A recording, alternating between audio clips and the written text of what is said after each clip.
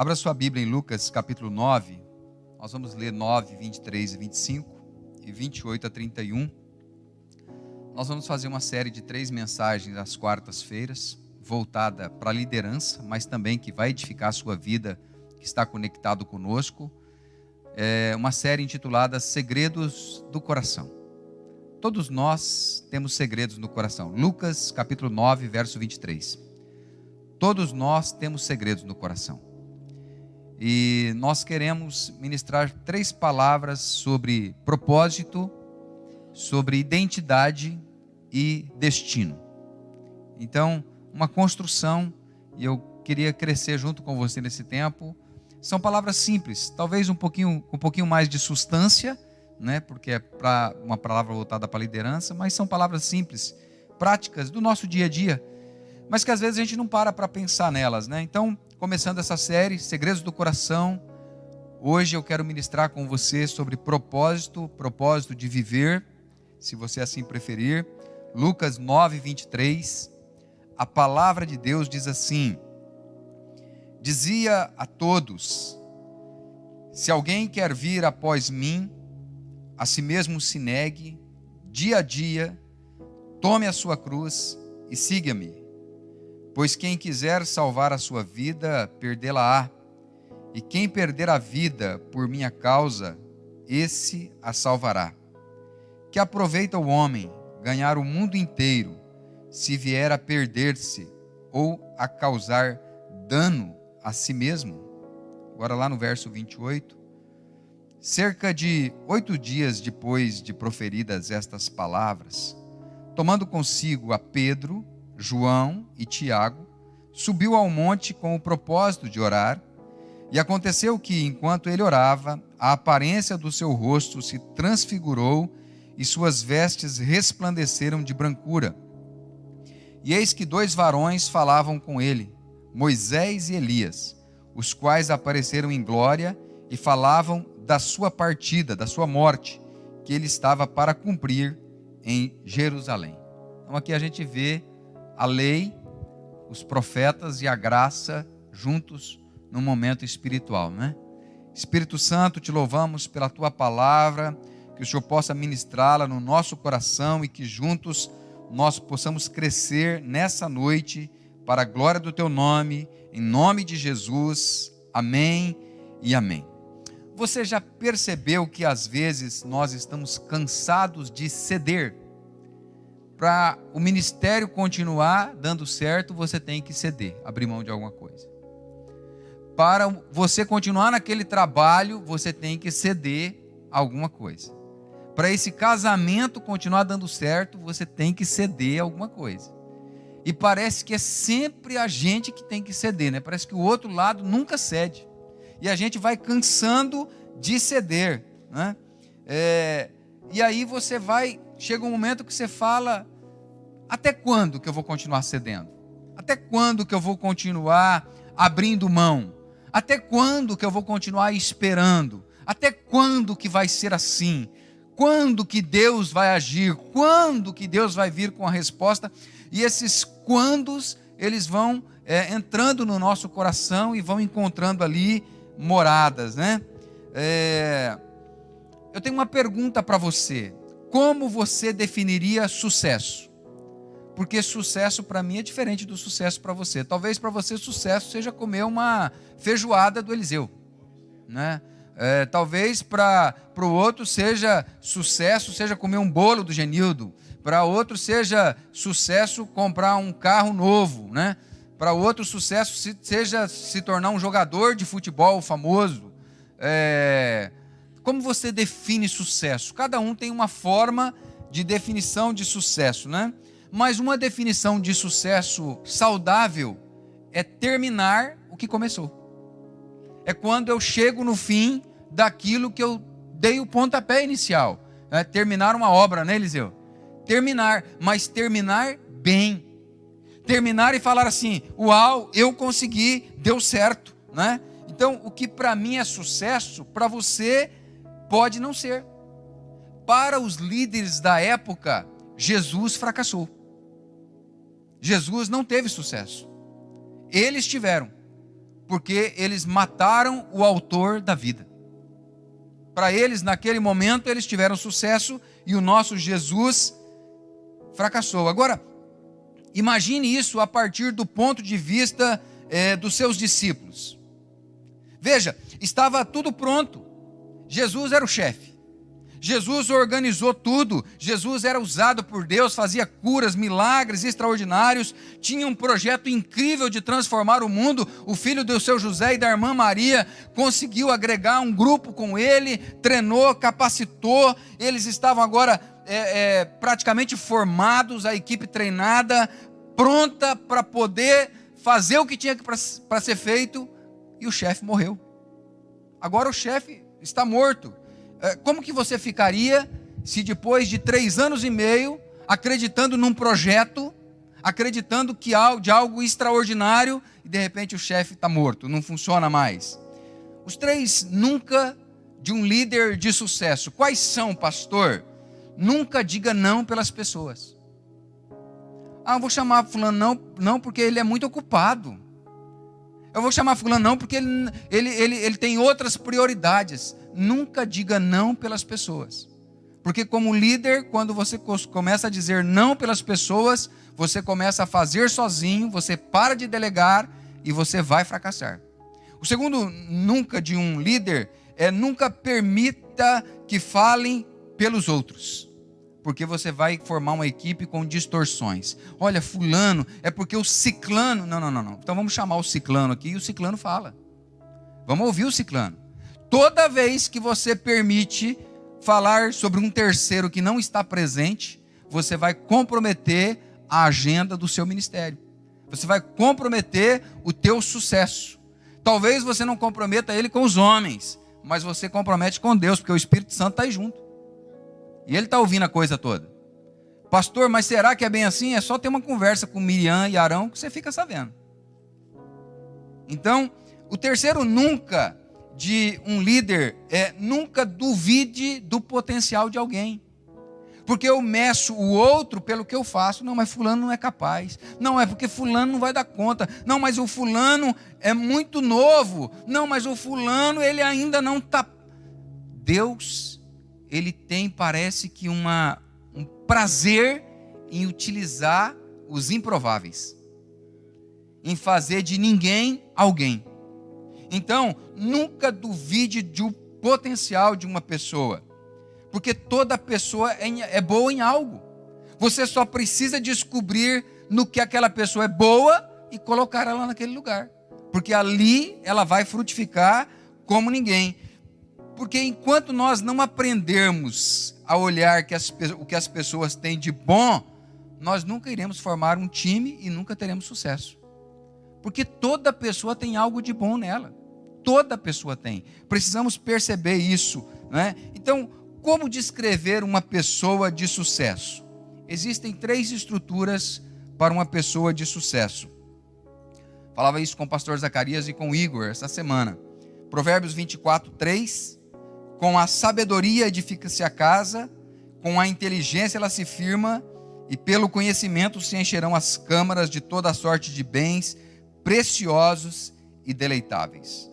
Mais poder tem o sábio do que o forte, e o homem de conhecimento mais do que o que tem força, robusto. Então, ele está dizendo, Provérbios, que eu preciso ter 3 características para ter sucesso. Sabedoria para edificar, e sabedoria vem de Deus, quem não tem, peça a Deus, Tiago diz isso. Deus ele tem prazer em dar sabedoria, mas a gente tem que pedir, né? Inteligência, na inteligência a casa, o teu ministério se firma. Um educador chamado Piaget diz, nasceu gente é inteligente. Então se você é gente, você é inteligente, você consegue aprender. E o conhecimento, porque no conhecimento há a prosperidade. Agora, se a sabedoria vem de Deus e inteligência você nasce com ela, conhecimento você adquire. E como que eu adquiro conhecimento? Fazendo isso, sentando e aprendendo. Se debruçando sobre um livro, buscando, fazendo um curso, assistindo uma palestra. Esses dias agora o Eliseu estava falando assim, eu fiz uma palestra de liderança e o cara falou que um líder bom é assim. Ou seja, quando você senta e aprende, aquilo vai fazer com que você cresça. Por outro lado, talvez você não tenha conhecimento de medicina, como eu não tenho. Mas você tem conhecimento de mecânica. Não tem conhecimento de mecânica, mas tem de construção. Então o conhecimento a gente vai adquirindo ao longo dos anos. E nós iremos trabalhar nesse processo, então, desse aprendizado, essas 3 fases de propósito, perfil e destino. E por que nós vamos fazer isso? Porque nós somos trabalhadores do reino. Jesus disse: rogai ao Pai para que Ele envie trabalhadores, mão de obra. Jesus não precisa de cérebro de obra. Por quê? Porque Ele é o cabeça. Já tem um cérebro que pensa. Ele precisa de mão de obra, de gente que faz, né? E gente que faz tem recompensa, porque quando você trabalha digno, é o trabalhador do seu salário. E ninguém trabalha bem se não souber o salário que vai ganhar. Então nós precisamos saber da recompensa que nós teremos, né? Em Romanos 36, como está escrito: por amor de ti somos entregues à morte todo dia. Fomos reputados como ovelhas para o matadouro, mas em todas estas coisas somos mais do que vencedores por aquele que nos amou. Glória a Deus por essa palavra. Se somos mais que vencedores, nós também precisamos fazer uma leitura simples. Há mais que perdedores. Há pessoas que são perdedores. E há aqueles que empatam. E tem aqueles que têm algumas vitórias. Deus lida com pessoas que são mais que vencedores. Que decidem olhar para uma situação e falar: vai dar certo. Olhar para uma situação e falar: eu vou vencer, eu vou romper, eu vou passar por isso, eu vou conseguir. Que se levanta todo dia, porque até o Senhor, Ele se renova a cada manhã. Então nós temos que nos renovar a cada manhã. Agora, qual é o problema? A mentalidade terrena. A mentalidade terrena, ela vai matando a gente.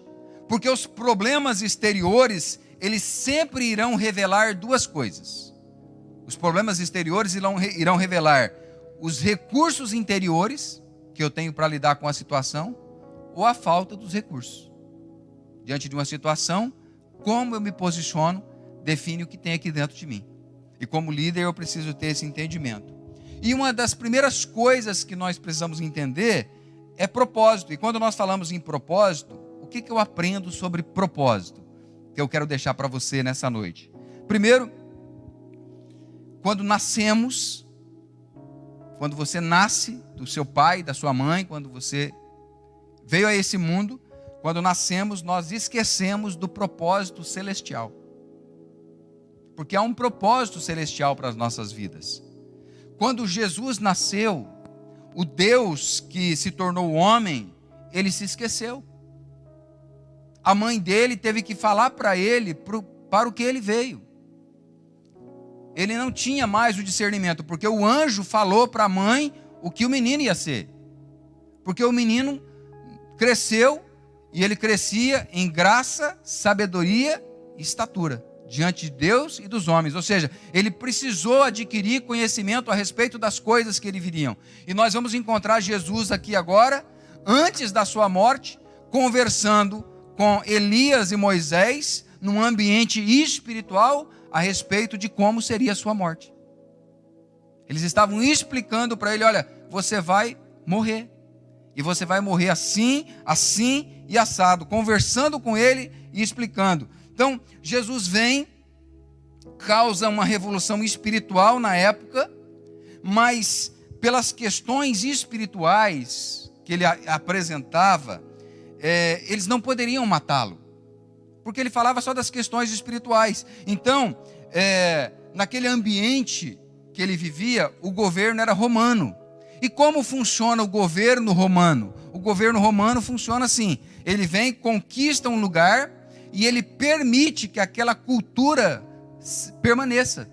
Ele não muda a cultura daquele povo, ele permite que eles continuem do mesmo jeito, mas eles estão submissos ao governo romano. Então o governo romano não interferia na situação. E Jesus está ali gerando uma revolução espiritual. E aí a gente vai perceber então a morte de Cristo como algo que acontece não espiritual, mas político. E se não houve interferência dos romanos, quem é que matou Jesus? Os judeus. Os próprios judeus é que matam ele. Em Atos 2:22, nós lemos: varões israelitas, atendei a estas palavras. Jesus o Nazareno, varão aprovado por Deus diante de vós, com milagres, prodígios e sinais, os quais o próprio Deus realizou por intermédio dele entre vós, como vós mesmos sabeis, sendo este entregue pelo determinado desígnio e presciência de Deus, vós o matastes, crucificando-o por mãos de Níco. Agora, como eles não tinham do que acusá-lo, eles estavam de mãos atadas, até que Jesus declarou que iria destruir o templo. E quando ele fala isso, ele entrou num ambiente o quê? Político. Agora, como um ato político, tinha uma lei sobre o fato. Então, quando Jesus fala, eu vou destruir esse templo, eles falam, opa, agora ele entrou na política. E agora nós podemos agir. Então, o que eles fazem? Eles chamam testemunhas falsas para testemunhar contra Jesus a respeito do ato político para poder então crucificá-lo. Em Marcos 14, 55, e os principais sacerdotes e todo o sinédrio procuravam algum testemunho contra Jesus para o condenar à morte, e não achavam, pois muitos testemunhavam falsamente contra Jesus. Mas os depoimentos não eram coerentes. E levantando-se alguns, testificavam falsamente, dizendo, nós o ouvimos declarar, eu destruirei este santuário edificado por mãos humanas, e em 3 dias construirei outro, não por mãos humanas. Ele estava falando de si, mas eles entenderam que era o templo construído em Jerusalém, o segundo templo, que eles tinham um respeito enorme por ele na cultura da época. Por quê? O que dizia a lei? Em Deuteronômio 21, 22, a lei diz assim, se alguém houver pecado, passível de pena de morte, e tiver sido morto e o pendurares num madeiro, crucificar. O seu cadáver não permanecerá no madeiro durante a noite, mas certamente o enterrarás no mesmo dia, porquanto o que for pendurado no madeiro é maldito de Deus. Assim não contaminarás a terra que o Senhor teu Deus te dá em herança. Então, eles crucificam Jesus baseado na lei política, só que no final do dia eles têm que tirar Jesus da cruz, porque se ele passasse a noite na cruz, ele contaminaria a terra. Ele era maldito, foi considerado maldito. Então o que eles fazem? Vão lá para quebrar as pernas dele. E quando chegam lá, ele já está morto. Então esse processo acontece. E como que eles conseguiram fazer isso? Enredar Jesus nesse ambiente político e punir ele politicamente. Porque havia um decreto do rei Dário, lá de trás, antigo, que assumiu o lugar de Ciro. Lá em Esdras 6:11, quando o templo está terminando de ser construído, esse templo, Dário dá um decreto.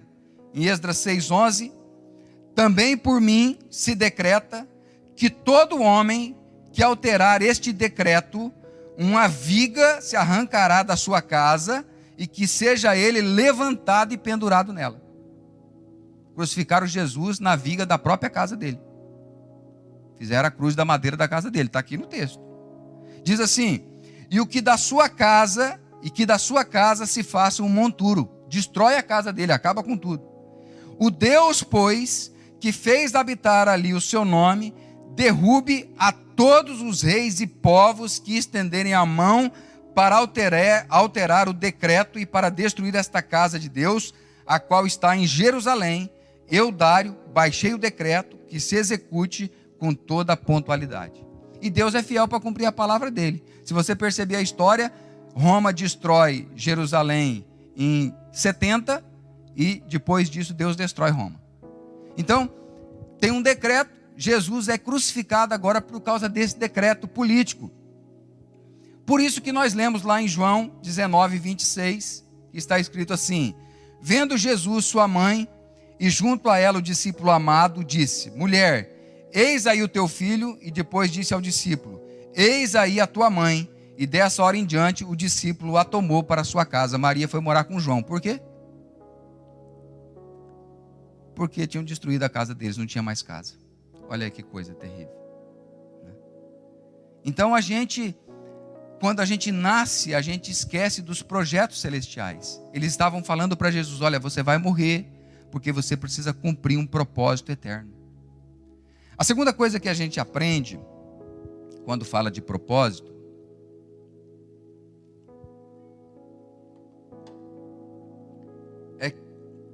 é o propósito para o que nós fomos criados. Todos nós fomos criados com um propósito. Esse púlpito tem um propósito, o celular tem um propósito, a Bíblia tem um propósito, o relógio tem um propósito, o microfone tem um propósito. Diga aí, você que está me assistindo, você que está aqui, eu tenho um propósito. Nós fomos criados com um propósito. Só que nós esquecemos desse propósito. Em Jeremias 1, o verso 1 e o verso 5 diz assim: palavra de Jeremias, filho de Ilquias, um dos sacerdotes que estavam em Anatote, na terra de Benjamim. Antes que eu te formasse no ventre materno, eu te conheci, e antes que saísse da madre, eu te consagrei e te constituí profeta às nações. Olha aí, Jeremias nasce numa família sacerdotal. Bom, quem nasce filho de sacerdote na cultura deles tinha que ser o quê? Sacerdote. Jeremias cresce sabendo que ele vai ser sacerdote. Ele nasceu naquele ambiente. O pai dele era sacerdote, você é sacerdote. Quando chega a época, Deus fala para ele assim: não. Você vai ser profeta. Não, mas eu nasci na família sacerdotal. Mas o propósito meu para você não é sacerdócio, é profeta. Está aqui no texto. Eu te constituí antes de você ser formado no ventre, antes de você ser gerado, eu te conheci. Então Deus nos conhece antes do ato em que nós fomos gerados no ventre. E nós fomos gerados para um propósito eterno. Então qual que é o problema? Tem muita gente que parece Saul, rei Saul, mas é Davi. E tem muita gente que parece Davi, mas é Saul. E nós falaremos sobre identidade na quarta-feira que vem. Agora, o Salmo 139 diz assim, no verso 16: os teus olhos me viram, a substância ainda informe, e no teu livro foram escritos todos os meus dias, cada um deles escrito e determinado, quando nenhum deles havia. Então Deus nos gera na eternidade para um propósito. Existem dois livros, o livro da vida e o livro das nossas obras. Se o teu nome não está escrito no livro da vida, esquece, já era. E como que eu faço para ter meu nome escrito no livro da vida? Aceitar Jesus como Senhor. Aceitou Jesus como Senhor, chancelou, nasceu de novo, resolvida a questão. Agora, o livro das obras é sobre como eu devido viver. E cada um é livre para viver da forma que quer. Cada um é livre para viver do seu jeito. Nós temos o livre arbítrio. Em Romanos 14, 12, assim, pois, cada um de nós dará conta de si mesmo a Deus. Nós vamos prestar conta até dos nossos pensamentos. Tudo. Tem gente que acha que ele não vai prestar conta do pensamento dele para Deus. Vai. Aquilo que você pensa, aquilo que você fala, aquilo que você faz, nós vamos prestar conta. Em Apocalipse 19, 8, pois lhe foi dado vestir-se do linho finíssimo, resplandecente e puro, porque o linho finíssimo são os atos de justiça dos santos. Aquilo que nós fazemos. Aquilo que nós fazemos está definindo a roupa do noivo. A forma como vai se apresentar. Ora, se existe uma igreja de vencedores, existe uma igreja de perdedores. E existe uma igreja do que tanto faz. Não, para mim tanto faz, do jeito que tá bom. Para outros é uma igreja de derrotado, que gente que está só para baixo, cansada, desanimada, que não consegue perceber além da vida que leva. Mas existe uma igreja de vencedores, que mesmo no ambiente dele, onde ele está, ele é alguém usado por Deus. É só lembrar da menina que está na casa de Naamã. Lá naquele ambiente dela, num lugar de escravidão, num lugar retirado, ninguém sabia. Ela fala assim, tem um profeta, tem um Deus que pode mudar a história. Aonde Deus plantar você tem um propósito, tem um significado. E eu quero encerrar para orar com você, pensando sobre uma decisão aprovada por Deus. Porque quando nós falamos de propósito, nós temos que pensar numa decisão aprovada por Deus. Em 1 Crônicas 28, 2, o rei Davi decidiu construir um palácio para Deus. Eu vou construir um palácio, estou bem, moro numa casa boa, estou tranquilo, vou construir algo para Deus. Quantas vezes você já planejou construir algumas coisas para Deus?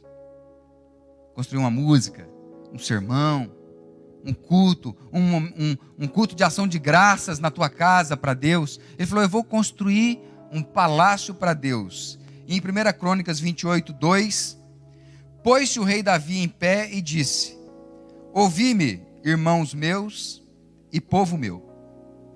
Era meu propósito de coração edificar uma casa de repouso para a arca da aliança do Senhor e para o estrado dos pés do nosso Deus. E eu tinha feito o preparo para edificar.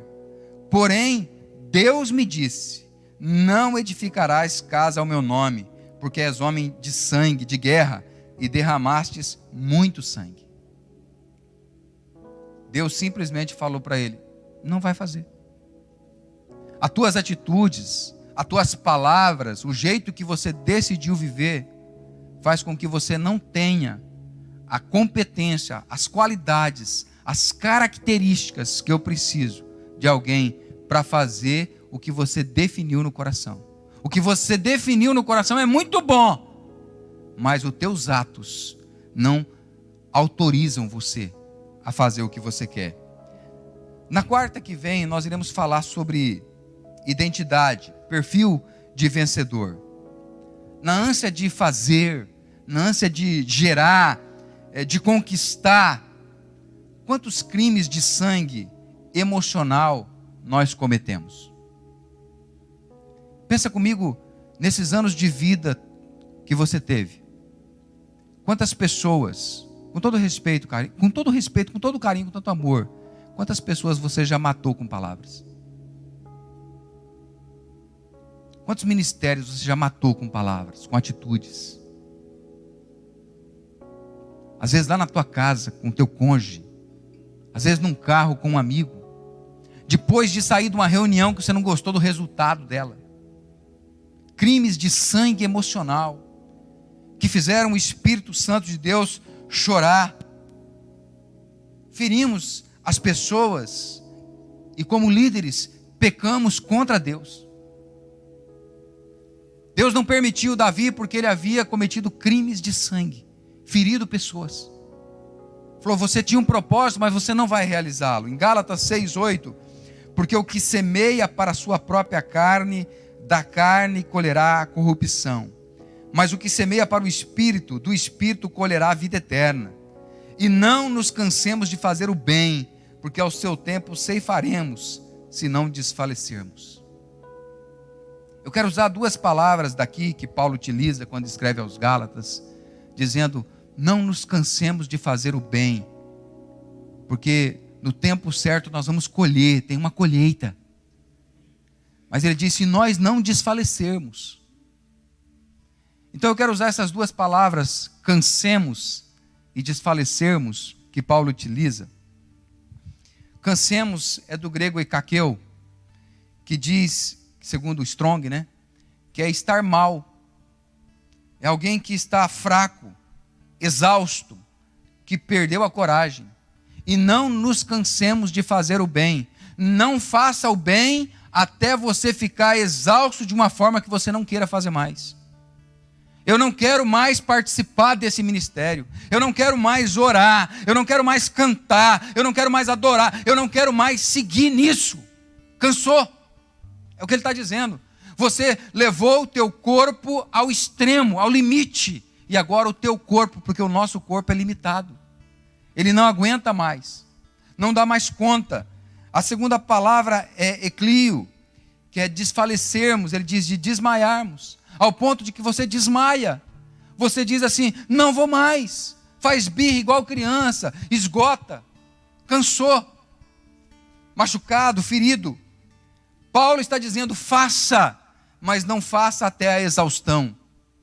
Faça com equilíbrio. Aprenda a fazer de forma controlada. Ou seja, você fez tanto como um homem de Deus, você fez tanto como uma mulher de Deus, você fez tanto como marido, você fez tanto como esposa, fez tanto como empregado, e agora você está cansado. Imagina que você trabalhou aí 30 anos na empresa, Elmer. E aí agora, e nunca foi promovido, nunca foi reconhecido. E agora, quando você já está um pouco sem força, mas tem um custo alto, o patrão resolve trocar você por 2 de 25. mais barato, mais produtivo. Como que você fica? Como que você fica depois de tantos anos servindo a igreja e cadê o pastor? Nunca me deu uma chance. Quantos anos servindo na casa, em casa, servindo com excelência, nunca recebeu um abraço do pai, da mãe, um beijo, um elogio, só cobrança, cobrança, cobrança. Cansado, esgotado. Em João 21, tem uma palavra interessante. Jesus morre, agora é o Jesus ressurreto. Diz assim: depois disto, tornou Jesus a manifestar-se aos discípulos junto do mar de Tiberíades. É um mar lindo, tive o prazer de conhecer e de navegar lá. E você vai lá, vai conhecer lá e vai navegar lá, em nome de Jesus. E Jesus foi lá nesse mar, e foi assim que ele se manifestou, e estavam juntos Simão Pedro, o cara que estava lá no monte, ouvindo falar sobre a morte de Jesus. Está aqui agora. Tomé, chamado Dídimo, Natanael, que era de Caná da Galileia, os filhos de Zebedeu e mais 2 dos seus discípulos. Estavam em 7. Da galera de Jesus, da turma toda, eles estavam em 7 aqui. Disse-lhe Simão Pedro: vou pescar. Disseram-lhe os outros: também nós vamos contigo. Saíram, entraram no barco e naquela noite nada apanharam. Pedro, além de não fazer o que Jesus mandou, além de estar desistindo do propósito, ele agora está levando uma galera com ele. Além de não fazer, ele está gerando uma liderança negativa. É quase uma rebelião isso aqui, gente. Ele está falando assim, não vou mais, eu vou pescar, vou voltar para a velha vida. Fiz tanto, estou cansado. 3 anos e meio trabalhando, 3 anos e meio vendo milagres, sucesso extraordinário, morto ressuscitar, cego enxergar, leproso ser curado. De repente o chefe morre. Quer saber? Quer saber? Adiantou nada. Vou voltar para a minha velha vida. E os outros que estão com ele falam assim, nós vamos junto. Porque chega. O chefe foi morto, ele negou o chefe. Havia em Pedro culpa, havia em Pedro cansaço, havia em Pedro desânimo, falta de perspectiva, e agora, tanto faz. Do jeito que for, tá bom. Só que Jesus vai lá. E isso faz toda a diferença. Mas quando a gente volta a pescar, para a nossa vida, do que a gente sabe fazer, e não para o propósito que nós fomos chamados, a gente volta porque existem algumas coisas dentro de nós, que eu queria que o Espírito Santo ministrasse cura em nós nessa noite. Primeiro, que eu percebo em Pedro, talvez, uma leitura simples, o sentimento de que o sacrifício não valeu a pena. 20 anos casado e fala assim, não sei por que eu casei. Sentimento de que o sacrifício não valeu a pena. 15 anos na igreja, o que adiantou? Tanto tempo nessa terra, para quê? O sentimento de que o sacrifício não valeu a pena. Segunda, a dúvida se seria perdoado pelo que fez. Negou Jesus, Jesus sabia. Será que tem perdão? E terceiro, o esgotamento físico, emocional, espiritual. E o esgotamento, queridos, não nos cansemos, esgotado, cansado, não nos cansemos. O esgotamento, ele não vem pelas coisas espirituais. Ninguém se esgota por cantar, adorar, ninguém se esgota por ler a Bíblia, ninguém se esgota por orar. A gente se esgota porque a gente faz além, sem limites, pelo excesso das coisas naturais. Por isso Jesus foi lá. Pedro precisava de Jesus. E o mesmo Espírito que estava lá, está aqui conosco, está aí com você. E nós vamos orar. E eu quero que você fique de pé.